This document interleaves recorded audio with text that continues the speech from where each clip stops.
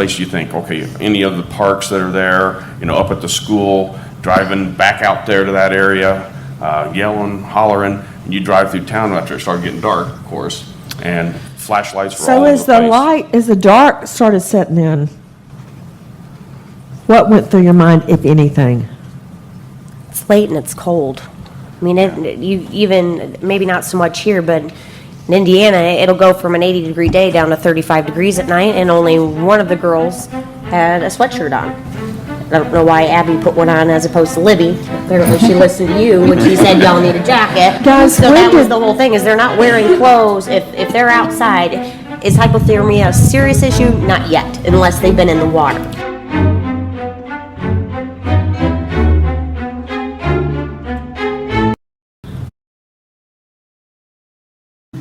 Well, like you said, the police, just for safety, we were searching all over the whole area. Literally, probably hundreds of people at this time were out searching. I went back to, of course, we'd been out searching, we all were, and went back to the fire station with the volunteers that were there, and it was probably around 11 o'clock, 12 o'clock, and they kind of called off the official, I don't know exactly what time, so don't hold me to that, but they called off the official search, saying, okay, let's resume in the morning. But the volunteers said no. And they all rallied and said, all right, let's go back out there. We're going to light up these creek banks. We're going to walk this creek.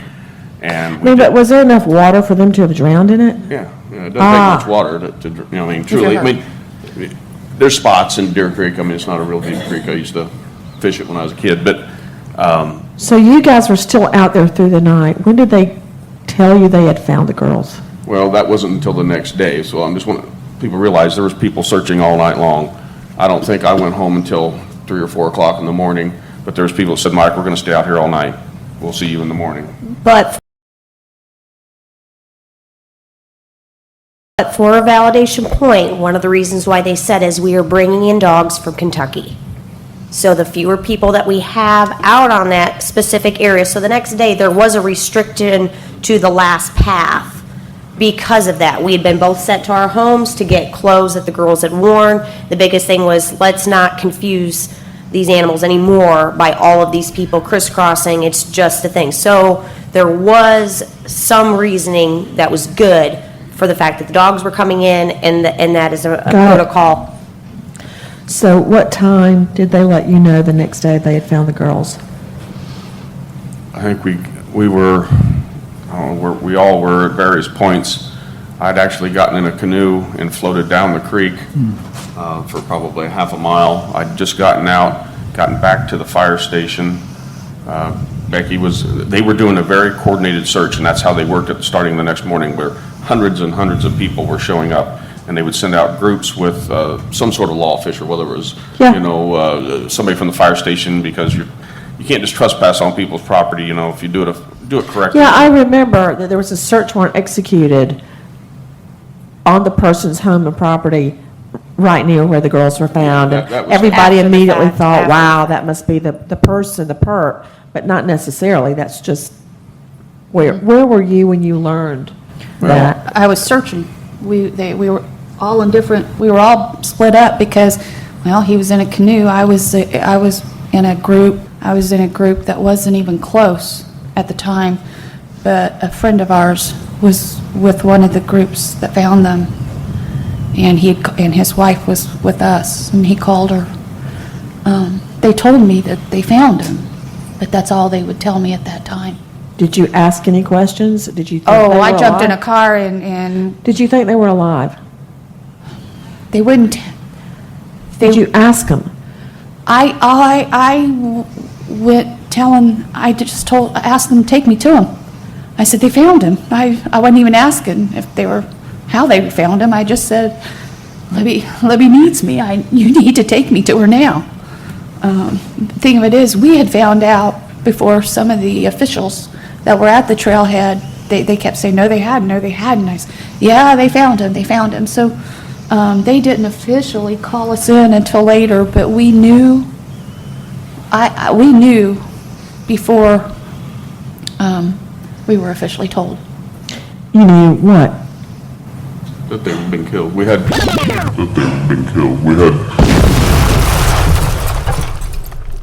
The thing of it is, we had found out before some of the officials that were at the trailhead, they kept saying, no, they hadn't, no, they hadn't. I said, yeah, they found him. So they didn't officially call us in until later, but we knew, we knew before we were officially told.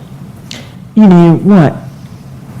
that they've been killed. We had friends and that were in the search party that found them.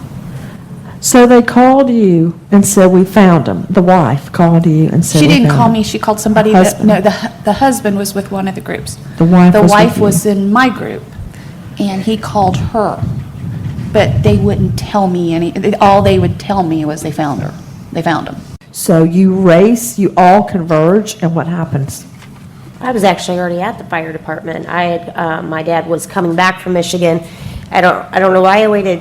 I don't know that I waited so long to call, but much like there and my best friend, she's like, so you really need to call your dad and let him know. He's no more gotten home from this weekend with Abby. He's back in Michigan. It is 4 a.m. He's Yeah. getting up for work. She's like, just call him and So tell you him. were at I'm the like- fire department. And I remember the first thing he said was, why didn't you call me sooner? I said, because I thought we'd find him earlier. So I'm waiting at the fire department for him to get there. And he had gotten there just an hour prior. So he's asking questions, he's telling them where they stayed for the weekend, who they talked to, all those things. And I was on the phone with somebody from out of town that had lived there, and he knew the area. He said, how high is the water right now? And I was like, well, not that bad. And I turned around, and there was a quad that had pulled up. And I was like, hey, how high is the water? And this gal screamed at me. She's like, not right now. And I'm like, oh, all right, okay, never mind. And all of a sudden, the pastor comes walking towards me, and he starts talking, and I'm like, hey, I gotta go. And he said, okay, and I hung up the phone. And he said, has anybody talked to you in the last few minutes or come up to you? And I said, no. He says, we need to go upstairs. Okay. I didn't have to hear anything past that. I knew if there was something good, I wouldn't have heard it quite that way. We know at that juncture, a photo emerged of a white male walking across the bridge at Delphi. And I remember thinking, where did this photo come from? How do we have the photo? There's no security surveillance video of photos on the bridge. And I thought, is this from the girls found? The girls were found. They've been killed. Not far from the bridge. No, Just, 1,000 feet if that. down, like you would go over the bridge, and then you're on land, and then go down to where the water was. And it was amazing to me that they were not found sooner. Not that it would have made difference, but there may have been more forensic clues if they had been found sooner. I don't know for sure that that's true. But that is where they were found. And then a search of the girl, of the one phone, revealed that she had the wherewithal. She got this guy's voice telling them to go down, essentially. And I keep wondering, what did he have that made the girls obey him? Did he have a gun? Did he have a knife? Why didn't they run? Maybe they're conditioned like my children are to do what adults tell them to do. I don't know why they went down there. But that is where they were found, and that is where the investigation begins. And this is the stopper. They've got the guy's photo. They've got his voice. They can time exactly when this happened, but still, no perpetrator. Let me just ask generally, is there any of the perpetrator's DNA at all, in any way? We've never been officially told or untold, much like Jerry Holman said yesterday.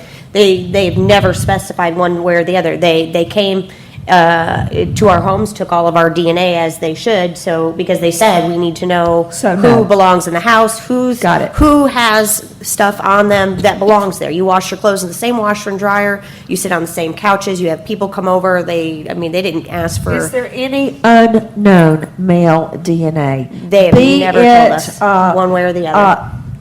Skin cells, be it saliva, be it sperm, be it anything. Do you know if there's any male DNA there? I think that's something that's, the investigators know, you know, what I mean, that's information that's pertinent to the case. Well- And I hate to use this term, but to protect the integrity of the investigation, that doesn't need to get out. Agree. And The reason I'm this is our- asking is because of Golden State Killer, which was a Yes. major advancement. What now? We've got his picture, we've got his voice, we've got the time he was there. I would think if it was a local inhabitant, a resident, somebody would have ID'd him by now. He's not in disguise. True, he has some facial hair and a hat, but we can figure out how tall he is, how much he weighs. Remember in Midlothian, you can, for instance, Alan's standing there. If I'm the FBI, I'm a cop, I measure to the top of that cross in the door, and I can say that's how tall Alan Duke is. I can look at him photographically and determine how much he weighs based on that. So we know how tall he is, we know he's a white male, his hair color, how much he weighs, what his voice is, where he was, but we don't have him. Joe Scott? The most important thing that we want to consider here, and I think that it always goes back to this, is the idea of timeline. The timeline is very, very critical in this case. You know, when I first came in contact with this case, I think that I was on the air within 2 days. And when I heard about the nature of it, I was shocked. I was absolutely shocked because I knew that as a result of this, of what they were saying, I was like, this is going to be a home run. They're going to catch this guy immediately because it's contained. You guys had this grid search that was going on. A lot of this information was coming out in regards to this. And so as time went by, when things didn't gel like I thought that they would at that moment in time, I was kind of surprised because the bodies were contained in this specific area. They were found immediately adjacent to the bridge. It's a small community. It's a rural community. So what now, Joe Scott? I think that now, moving forward, the police, and please forgive me, I'm going to be blunt, the police have used the words heinous a couple of times, and that tells me that there is contact going on. And I think that that goes without saying. I think to what point there is contact, physical contact, and what the nature of injuries are. One of the things I would be very curious about is this: was the coroner present at the scene? I'm not talking about autopsies. I want to know, was the coroner present at the scene? What type of examination was done at the scene? Because for me, one of the things I want to know is I want to understand what's called postmortem interval. How long had these two girls been deceased? And that had to be measured at that moment in time. I spent, the reason I'm kind of have an attachment to this, I spent several years in Indiana training coroners. I taught at their state coroners academy, and I know that these people are trained very well considering the limitations they have in rural areas. I would want to know what kind of attention was paid at the scene to some of the steps that we take in the examination of remains at the scene. How was it documented? How were they able to process this? I'm not talking about the cops. And then I know that the girls' remains were taken to Terre Haute, which is it's almost an hour and 45 minutes from y'all's location, where the further examination was conducted at that point in time. I want to know how much attention to detail did they pay at that moment in time, and the measurements, particularly things like, and again, forgive me, but things like body temperature.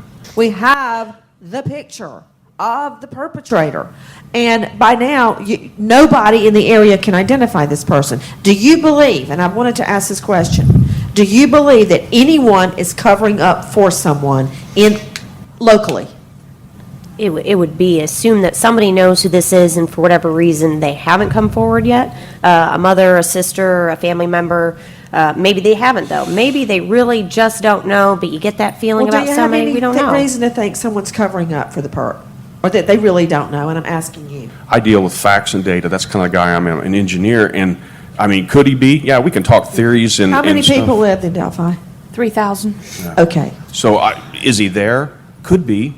I don't see how. I I really do not see find how it in a doubtful. town of 3,000 that nobody knows this man. Well, that's just it. We aren't a big, I mean, there's probably 10,000 people in our whole county. Yeah, It's I mean, I very grew up rural. in a town Yeah, it's not like area New that York. small in no way. I mean, this is very accurate and detailed. No, I had to, I haven't received a profile other than like the estimated weight, height, size, As far as an actual person itself, no. I think there's, Have the police looked at their internet, their iPads, their cell phones, everything? One of the first things they did was gather all of our stuff, our phones, the tablets, the passwords. We actually had to go and file for estates on the girls to get Apple and Google to release those things. That was one of the first things they saw, and including with the Snapchat photo that Libby took of Abby.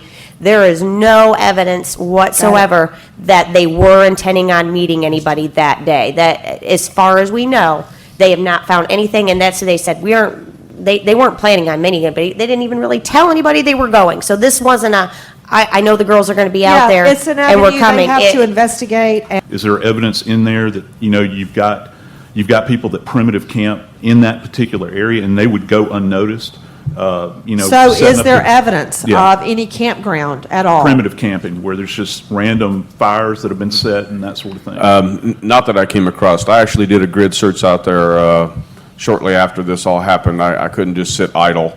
I cleared it with the FBI and the police and said, hey, I got some buddies, and got about a dozen of us and kind of gridded the whole area out and did a search looking for stuff. Because, I'm thinking Came if he's around, eating things like beanie weenies or whatever it is that he's eating, It sitting may around not be a campfire. It has- may be Yeah, a tarp. It may. Look at his clothes. Did he just show up that day, or had he been there? He's got on several layers, right? Yeah, absolutely. That's what hides a lot of his features as well. But, did he arrive on a motorcycle? Uncannily warm, overly dressed, in my opinion. These are questions that we have that we don't have the But if answers he to. did As far as arrive back on to a the, motorcycle, is there an area, like a surveillance area, like at a truck stop or something like that, that we could look for? Oh, we don't have, we're not big enough for a truck stop. Gotcha. we have what we call a gas station. I'm always going to And- meet some serious FBI work on that. Absolutely, and that's the picture that was taken from the video off of Libby's phone. We tried to clear it up, and I've been told that they've sent it to several different places, NASA, Disney, all kinds of places, but it comes down to pixelation. Yeah. And there's only, you can only polish it so much. Now, you don't want to change or alter that, because that begins to mess with the integrity, again, Yeah. of the information for the investigation. You can't go in there and change it around and say, okay, I bet his nose is this big, I bet his lips are that big. Well, then you're making it look like somebody. I'm And just a good thinking defense about if we attorney's going could to come in and blow that identify up. any of the clothing and go take it to a location. And if he is on a motorcycle or has a car, for instance, that makes him more substantial. That means he's got an apartment or a home as a whole different line of investigation, as opposed to a drifter that might have been eating out of a can of tuna, pop top, somewhere in those woods, which is a whole nother line of investigation to research the area. I don't mean research, look it up online. I mean, walk it. No, I understand. Yeah, and trust me, that area's been walked very well. I spent 2 weeks out there doing it myself, as well as a bunch of other people. And also, But what most were of you this is all looking private for? property. It's very, very reviewed by these people. You don't go on there, you'll get arrested. But what were they looking for when you were searching? Were you looking for Anything and everything out of the ordinary was the direction that I give them. I said, anything that looks out of place. If it's not a stick or twig or something, Hold on, let I me want get to know this about suggestion. it. And we did. I'm not saying there's not something there. I mean, I'm not perfect, but Good morning, I did a pretty everybody. thorough search. Thank you for being here. We're looking for a guy that I think has a record. It could be for something petty, like peeping Tom or snatch and grab, breaking in a car, something, because he didn't start at age 40 plus. No, he didn't. No. This No. is not a homeless guy because he's well fed. His clothes are decent. Have you checked through the school website where there are multiple hits to look at your school calendar to see if this guy knew that school was going to be out that day? That's Because a good point. I'll take that one. that's, I like that. That's a really good point. There were people that looked, that assumed that, well, it had to have been public knowledge that the kids didn't have school that day. Well, yeah, if you lived in the school district, but I don't go into the Tennessee website and say, oh, well, look at what school isn't going to be in school in session in spring break. But I know mean, you wouldn't, but a predator might. That was there- trying to get you are information. correct. Guys, I know this. Thank you all for watching. I just re-uploaded this because the other one was like a messed up one that was supposed to be private. I'll leave it on as unlisted, so if anyone has a link to it or whatever, it'll still show up when you press on it. Thanks for watching. Please like and subscribe, and see you later.